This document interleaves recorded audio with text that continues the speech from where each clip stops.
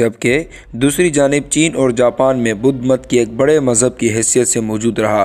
کئی صدیاں گزر جانے کے بعد بھی جنوبی ایشیا اور تبت میں اس کی اہمیت میں کوئی کمی واقع نہیں ہوئی ہے۔ بدھا کی موت کے بعد صدیاں گزرنے کے بعد بھی اس کی تعلیمات اور نظریات کو احاطہ تحریر میں نہیں لایا گیا۔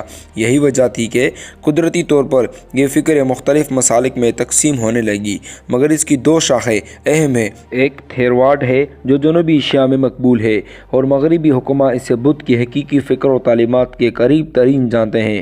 دوسری شاخ مہایان کہلاتی ہے جس کے پیروکاروں کی اکثرت تبت، چین اور شمالی ایشیا میں موجود ہے۔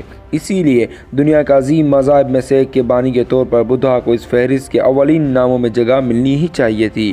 دنیا بھر میں اس وقت 200 ملین بدھ مذہب کے پیروکار موجود ہیں، جبکہ اس کے مقابلے میں مسلمانوں کی تعداد 500 ملین اور مسیحیت کے پیروکاروں کی تعداد 1 بلین سے بھی زیادہ ہے، جس سے یہ بات تو واضح ہو جاتی ہے کہ حضرت محمد صلی اللہ علیہ وآلہ وسلم اور یسوع کی نسبت بدھ نے کم ہی لوگوں کو متاثر کیا۔ تاہم اگر پیروکاروں کی تعداد کو دیکھا جائے تو ان میں اختلاف غلط فہمیاں پیدا کر سکتا ہے۔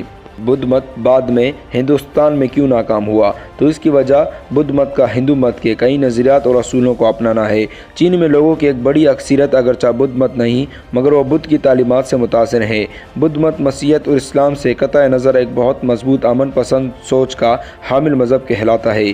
بدھ مت میں عدم تشدد کے نظریے نے کئی ملکوں کی سیاسی تاریخ میں اہم کردار ادا کیا ہے۔ اس حوالے سے یہ بھی کہا جاتا ہے کہ اگر یسوع زمین کی طرف واپس آ جائیں تو یہ دیکھ کر حیران رہ جائیں گے کہ آج کی متعدد رسومات و فسادات جو ان کے نام پر رکھی گئی ہیں غلط ہیں، حتیٰ کہ مسیحیت کے مسالک سے موجود خونی اختلافات اور فسادات دیکھ کر وہ خوف زدہ ہو جائیں۔ ان کے علاوہ بدھ مت بھی اگر آ جائیں تو وہ بھی حیران رہ جائیں، کیونکہ بدھ مت نے اپنے کئی مسالک جو ایک دوسرے سے اختلاف رکھتے ہیں، لیکن اس کے باوجود بھی ان خونی مذہبی جنگوں کی مثال بدھ مت میں نہیں ملتی جو مسیحیت کے نام پر یورپ میں ہوئی۔ اس حوالے سے ہم کہہ سکتے ہیں کہ مسیحیت کے ماننے والوں کی نسبت گوتم بدھ کی تعلیمات نے اپنے پیروکار کے زیادہ شدت سے متاثر کیا۔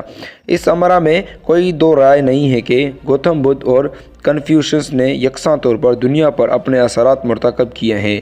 دونوں ایک ہی دور میں سامنے آئے، ان کے پیروکاروں کی تعداد میں کچھ زیادہ فرق نہیں، اور میں نے کنفیوشس کے مقابلے میں گوتم کو ایک درجہ زیادہ دینے کا فیصلہ بھی اس بنیاد پر کیا کہ اول چین میں اجتماعیت پسند کی ترقی نے کافی حد تک کنفیوشس مت کو اثرات کو کم کرتے کرتے ختم کر دیا تھا۔